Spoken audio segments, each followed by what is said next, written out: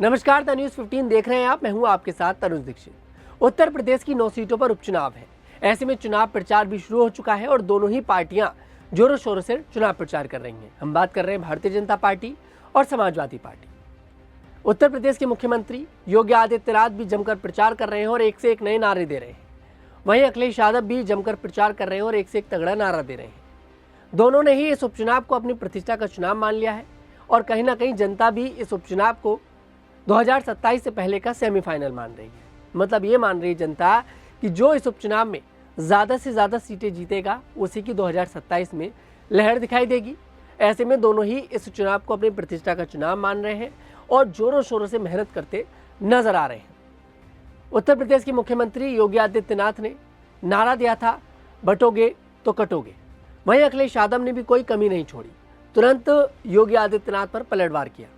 लेकिन अब सिर्फ ये दोनों बड़े नेता ही नहीं चुनाव प्रचार के लिए मैदान में उतरे हैं, बल्कि इनकी पार्टी के तमाम ऐसे नेता हैं जो चुनाव प्रचार के लिए मैदान में आ गए हैं।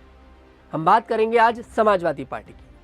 समाजवादी पार्टी ने अपनी एक महिला नेता और सबसे युवा नेता को चुनावी प्रचार के लिए मैदान में उतार दिया है और उस नेता का नाम है कैराना सीट से मौजूदा सांसद इकरा हसन। इकरा हसन लोकसभा चुनाव में भारी बहुमत के साथ कैराना से उन्होंने जीत दर्ज करी, सांसद बनी और संसद भवन पहुंची।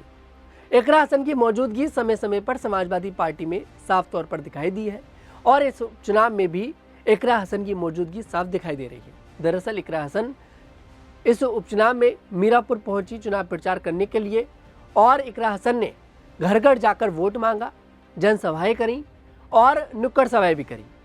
ऐसे में इकरा हसन ताबड़तोड़ हमले भी करती नजर आई योगी आदित्यनाथ पर, जयंत चौधरी पर, शौकत अली पर। इकरा हसन ने किसी को नहीं छोड़ा। जरा सुनिए इकरा हसन ने क्या कुछ कहा। देखिए, बांटने वाले भी वही हैं, काटने वाले भी वही हैं। ऐसे लोगों को सिर्फ नफरत की बात फैलानी आती है। हम जोड़ने की बात करते हैं, प्यार की बात करते हैं और हम प्यार से सबको जोड़ेंगे। तो जैसा कि आप लोगों ने सुना कि इकरा हसन किस तरह से योगी आदित्यनाथ का जो बयान था, बटोगे तो कटोगे, उस पर जवाब देती नजर आई। उन्होंने जयंत चौधरी पर भी हमला बोला। जिस तरह से जयंत चौधरी ने पीडीए को लेकर घेरा था, वहाँ पर उन्होंने पलटवार किया। वहीं उन्होंने शौकत अली AIMIM के जो प्रदेश अध्यक्ष है उत्तर प्रदेश के, उन्होंने इकरा हसन को पोस्टर गर्ल बताया था। इसी पर उन्होंने पलटवार किया है। अब सवाल ये खड़ा होता है कि आखिरकार इकरा हसन के चुनाव प्रचार में उतरने से क्या समीकरण वाकई में बदलेगा। देखिए, इकरा हसन ने विदेश से पढ़ाई करी है। भारत जब वो वापस लौटी, उन्होंने राजनीति में जाना सही समझा। कैराना सीट से पहली बार चुनाव लड़ा और पहली बार में ही सांसद बन गई। मतलब साफ है कि कहीं ना कहीं इकरा हसन युवाओं का वोट साधने में कामयाब होती नजर आई और यही कारण है कि इकरा हसन को समाजवादी पार्टी ने इस उपचुनाव में चुनाव प्रचार के लिए उतारा है। क्योंकि इकरा हसन जिस तरह से बोलती हैं, जो अंदाज इकरा हसन का बोलने का है, कहीं ना कहीं वो वोटर्स को अपनी ओर खींचता है।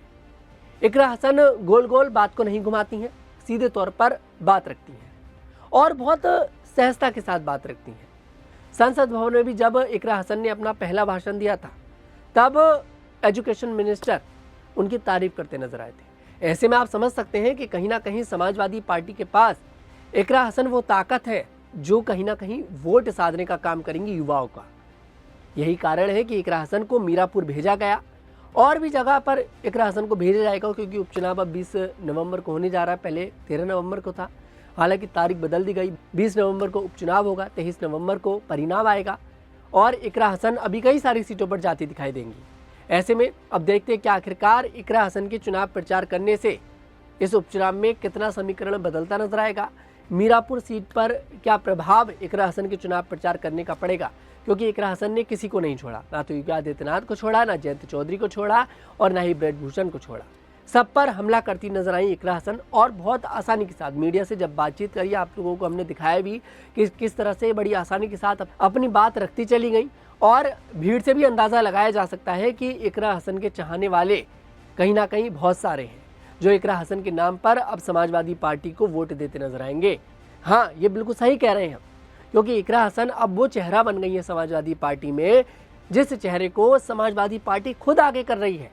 और अच्छा भी है, क्योंकि देखिए, अगर मैं मुस्लिम नेताओं में बात करूं तो आजम खान एक ऐसे नेता थे समाजवादी पार्टी में जो कहीं ना कहीं मुस्लिम वोट साधने का काम करते थे। उसके बाद नाम सामने आता था डॉक्टर शफीकुर रहमान बर्क। हालांकि डॉक्टर शफीकुर रहमान बर्क का इंतकाल हो गया है, उनके पोते भी हैं जियाउर रहमान बर्क।